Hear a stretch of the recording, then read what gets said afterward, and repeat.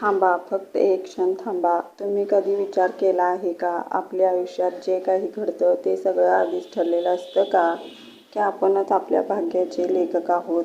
गरुड पुराणात याच प्रश्नाचं एक असं उत्तर आहे जे ऐकल्यावर तुमच्या जीवनाकडे पाहण्याचा दृष्टिकोन कायमचा बदलू शकतो.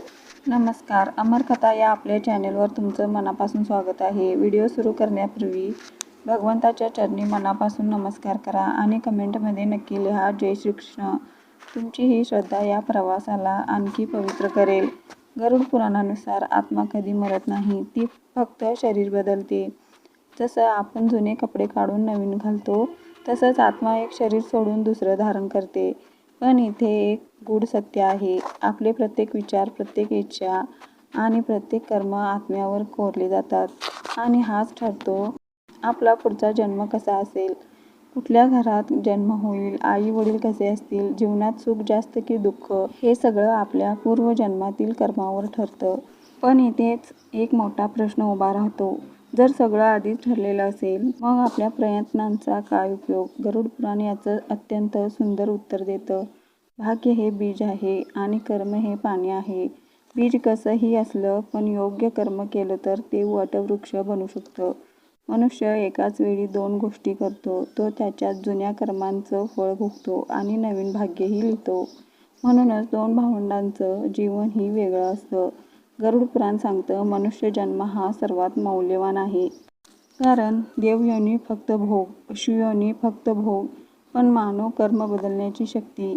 भाग्य म्हणजे एक नदी आहे. तिचा प्रवाह ठरलेला असतो, पण नाव कोणत्या दिशेने न्यायची हे नाविकावर अवलंबून असतं. जर तो झोपला तर अपघात, जर तो जागा तर योग्य मार्ग. गरुड पुराणात 3 प्रकारचे कर्म सांगितले आहेत. संचित कर्म, अनेक जन्मांचं साठवलेलं. प्रारब्ध कर्म, जे या जन्मात भोगावं लागणार. क्रियामान कर्म, जे आपण आत्ता करत आहोत. प्रारब्ध बदलता येत नाही, पण क्रियामान कर्म भविष्यातलं भाग्य बदलू शकतं. भगवान विष्णू म्हणतात, भाग्य हे कर्माचं फळ आहे आणि कर्म तुमच्या चेतनेवर अवलंबून आहे. जर विचार बदलले तर कर्म बदलेल आणि भाग्यही बदलेल. दुःख आलं तर लोक म्हणतात, हे माझं नशीब आहे. पण सत्य काय आहे? ते आपल्या जुन्या कर्माचं फळ आहे आणि आजचं कर्म तुमचं उद्याचं भाग्य आहे.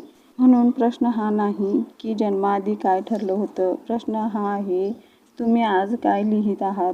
कारण तुमच्या हातात अजूनही कलम आहे. जर हा व्हिडिओ तुम्हाला आवडला असेल तर लाईक करा, चॅनलला सबस्क्राईब करा आणि कमेंटमध्ये नक्की लिहा जय श्रीकृष्ण. आणि हो, कमेंट करायला विसरू नका. पुढच्या भागात आपण जाणून घेणार आहोत, मृत्यूनंतर आत्मा नेमकी कुठे जाते, यमलोकाचा खरा अनुभव काय असतो